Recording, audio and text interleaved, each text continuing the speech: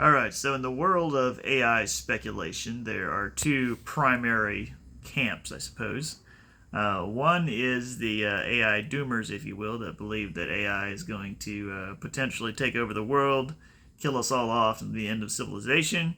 And then you have the AI, I guess you could call them optimists, if you will, who believe that we will be able to keep AI under control and it'll all be fine. So, one of the things, as you dig into below the surface of AI, it's actually fascinating how limited actually that we still are.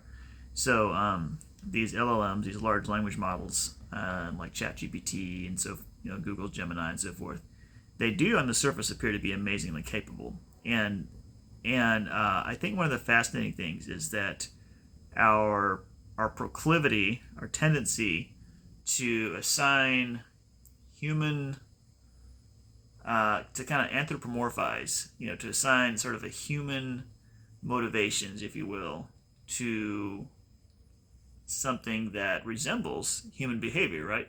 So these chatbots, essentially, or whatever, these LLMs, they're able to kind of replicate human behavior in a way that's convincing enough to us, and in the way they communicate that it's like it feels like it's human-esque. Um, so it's easy to feel like, well, they must then have reasoning abilities like we do, and they must also have motivations like we do. And at this point, I think it's fair to say they have neither. So the it's interesting on the reasoning side of things, and I don't know that I really understood this until more recently. But essentially, what an LLM does is from my understanding, my very limited understanding, okay, is that it basically just predicts what the next word is, okay? So it takes all the information that's been fed into a system or whatever, and then based on the query that you put into it, or what you say to it, it predicts what the first word should be, and then it feeds that back into itself, predicts what the next word should be, feeds it back in, predicts what the next word should be, something like that. So it's not that it has a deep understanding of the entire world. Like, there are things that we intuitively understand from interacting with the real world since we were babies that AI is still very limited or has no knowledge of, essentially. So, pretty fascinating. When you look at the difficulty in getting um, self-driving cars going, right? So, some fascinating shifts there in that technology as well. But the fact of the matter is, we're still trying to get self-driving technology to the point that it's as good or better than what a 17-year-old can learn in 20 hours, right? So, like, you think about the difference between technology, if you will, sort of the AI or technology's understanding of the world, if you will, versus the understanding or the capability the capability of AI, self-driving technology in this case, versus the capability of your average 17-year-old. Like, the average 17-year-old is still vastly more capable. Like, if you could take an AI, train it to be self-driving dependably in 20 hours, I mean, that would be amazing, right? Now, granted, I'm guessing that the bar set for self-driving is probably higher than what we set for that 17-year-old, probably, right? We'll probably allow a few more mistakes from the 17-year-old than we do from the AI. But even so, I mean, it's just tremendous. And he did. I was listening to an interview on the Lex Fridman podcast where, what was his name?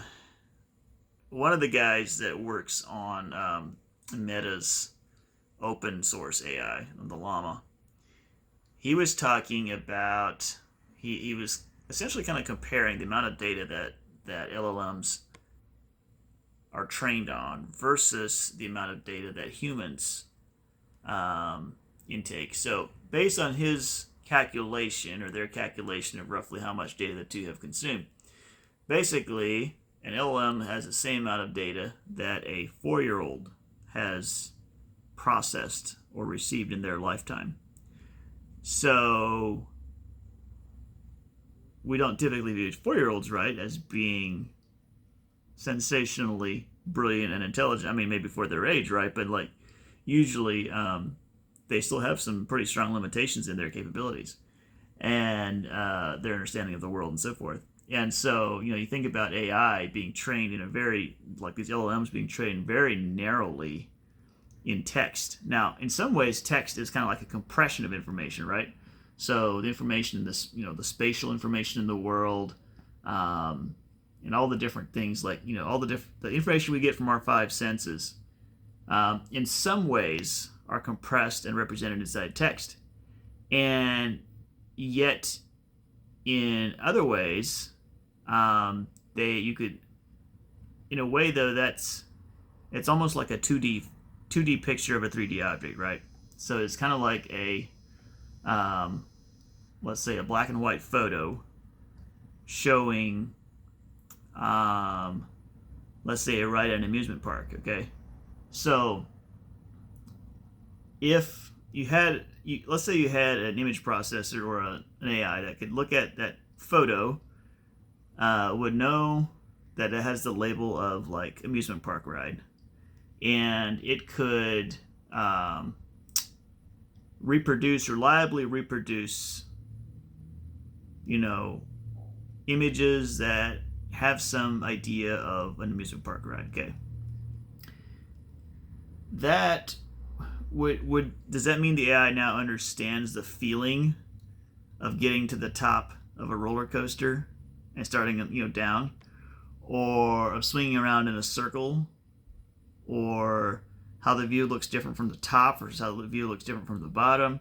Like all of these things we understand because we interact with them in the like physical world, and we've got amazing brains with amazing processing power that God has given us, and we've been feeding data into our like tremendous amounts of data into our brains since we were babies.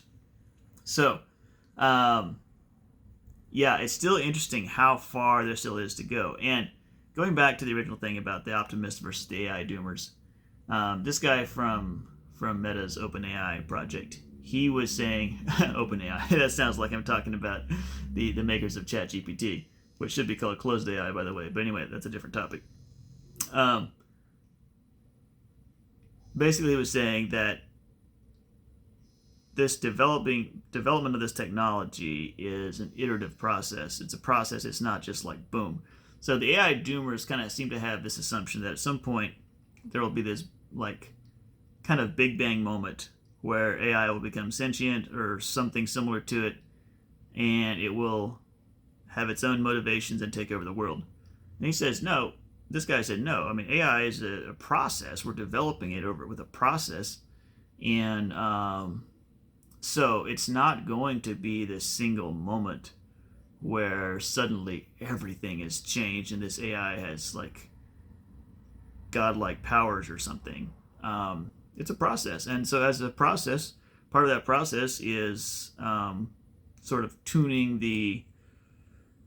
Maybe tuning is not the technically correct word, but basically developing and working on properly incentivizing the AI, giving it the proper objectives so that it does a better and better job of doing what we want it to do. So anyway, as you can tell, I feel like his argument is pretty convincing. I have maybe subscribed mildly to the AI doomer philosophy, but the more I understand about the technology and